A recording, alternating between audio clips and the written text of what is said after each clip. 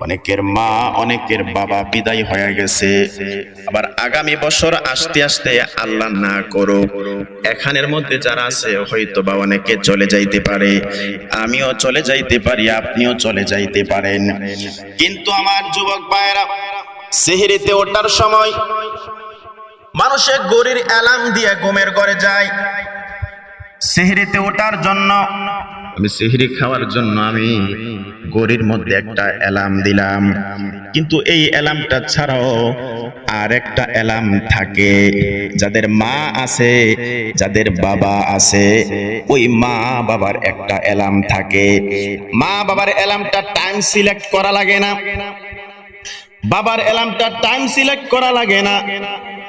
এটা সিলেক্ট করার আগে আপনাকে আপনার বাবা সেহরির সময় একবার ডাক দেয়। যদি সেহরির সময় আপনি একবার না ওঠেন তাহলে বাবা ধৈর্য হারা হয় না, আবার আপনাকে ডাক দেয়। দুইবার যদি ঘুম থেকে না ওঠেন তাহলে আপনাকে আবার ডাক দেয়। তিনবার যদি না ওঠেন তাহলে আপনাকে চতুর্থবারের মতন আপনার বাবা আরেকবার ডাক দেয়। কখনো বাবা নামক বটবৃক্ষটা ধৈর্য হারা হয় না, সন্তানদের প্রতি কখনো ধৈর্য হারা হয় না। কিন্তু সন্তানেরা বন্ধু বান্ধবের পাল্লায় পড়ে, সমাজের নিকৃষ্ট মানুষের পাল্লায় পড়ে, ওই বাবার ঋণের কথা বলে যায়, মায়ের ঋণের কথা বলে যায়।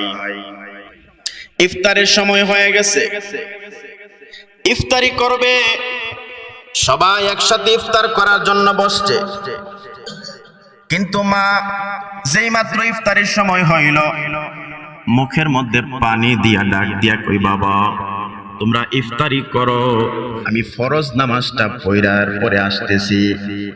অথচ মা এবং বাবা তারা চিন্তা করে যে আমার সন্তানের ইফতারের একটু কম পড়া যায়, ইফতারি করলে আবার তাদের পেট না ভরে, এই জন্য তারা পানিটা পান কইরা অনেক সময় যায় নামাজ লইয়া ফরজের মধ্যে দাঁড়ায় যায়।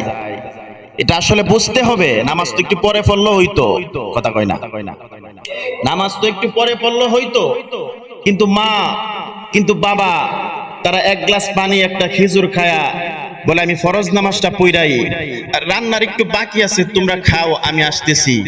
মা এমন বাহানা দিয়ে চলে যায়।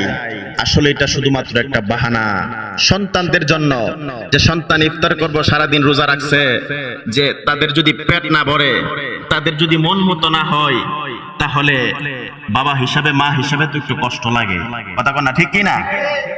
কষ্ট লাগে।